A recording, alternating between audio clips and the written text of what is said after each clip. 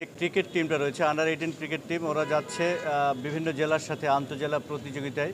তো আমি ওদেরকে যেটা বলেছি যে আমাদের খেলাধুলা সাধ্য অনুযায়ী খেলাধুলা হবে, কিন্তু ফেয়ার প্লে অ্যাওয়ার্ডটা টাঙ্গাইলের থাকবে। টাঙ্গাইল সবসময় পরিচ্ছন্ন খেলে, টাঙ্গাইল সবচেয়ে ভদ্র টিম, টাঙ্গাইল একটা চমৎকার টিম। তারা সকলের সাথে আন্তরিকতার সাথে আমরা ক্রীড়াঙ্গনকে সামনের দিকে এগিয়ে নিয়ে যাব, এই প্রত্যয় ব্যক্ত করে টাঙ্গাইল খেলবে এবং টাঙ্গাইলের মানসম্মান তাদের হাতে।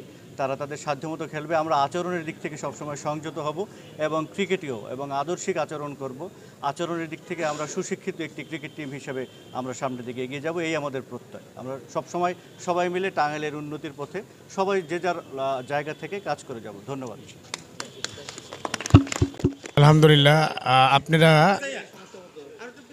আপনারা টাঙ্গাইলের যারা সাংবাদিকতা করেন, আপনারা জেনে খুশি হবেন যে আমরা গত প্রায় 7 থেকে 8 বছর আমাদের 18 টিম, আন্ডার-14, আন্ডার-16 টিম রেজাল্ট আলহামদুলিল্লাহ অনেক ভালো হয়।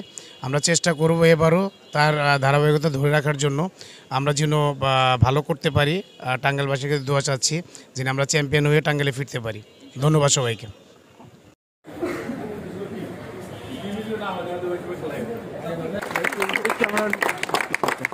আপনি কি সবার